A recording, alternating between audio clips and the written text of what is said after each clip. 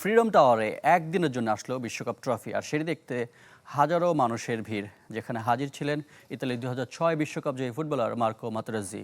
কে জিতবে এবারের বিশ্বকাপ, সে প্রশ্নের উত্তর দিয়েছেন তিনি। যুক্তরাষ্ট্র থেকে জানাচ্ছেন রেজাউনুজ্জামান।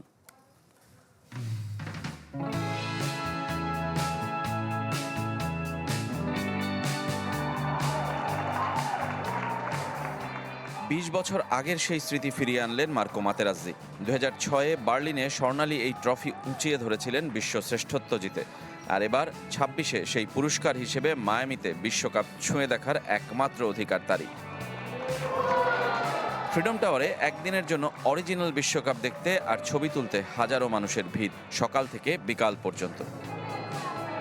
কোলগেট ম্যাক্স ফ্রেশে আছে আইসি কুলিং ক্রিস্টালস, যা দেয় ম্যাক্সিমাম ফ্রেশনেস সহ কোলগেট ম্যাক্স ফ্রেশ। সেখানেই বাড়তি পাওয়া মাতেরাজ্জি। পুরনো সেই ট্রফির সঙ্গে কয়েক মিনিটের অন্তরঙ্গতা দারুণ উপভোগ করেছেন ফুটবল প্রেমীরা। চুমু দেয়া থেকে জড়িয়ে ধরা, হাত ছুঁয়ে কথা বলা, সবই করেছেন ইতালিয়ান সবে গ্রেট। ফিরে গেলেন পুরনো সেই দিনে।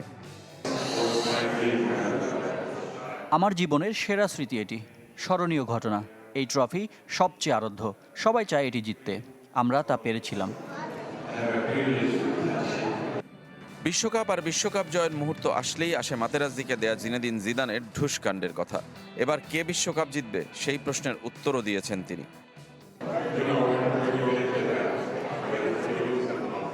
স্পোর্টস এমনই, সবাই খেলবে কিন্তু জিতবে একটি দল। এবারও বিশ্বকাপ জিতবে একটি দল। যে দল একসাথে টিম হয়ে খেলতে পারবে তারাই জিতবে। ফিফা মিউজিয়ামের 10 বছর পূর্তি আর বিশ্বকাপ একসাথে মিলেমিশে একাকার। তাদের আমন্ত্রণে এসে তুলে দিলেন নিজের চ্যাম্পিয়ন্স লিগ জয়ের বুটটি, যে বুটে আছে তার ছেলেদের নাম ও বিশ্বকাপ জয়ের সাল লেখা।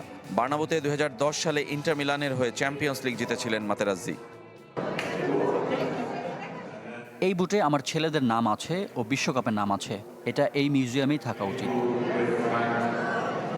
বিশ্বকাপের অরিজিনাল ট্রফিটি থাকে শুধু জুরিখে ফিফার মূল মিউজিয়ামে। বিশ্বকাপ ফাইনালের দিন উদযাপনের জন্য মাঠেই শুধু দেয়া হবে চ্যাম্পিয়ন দলকে, এরপর রেপ্লিকা নিয়ে বেঁচে থাকা।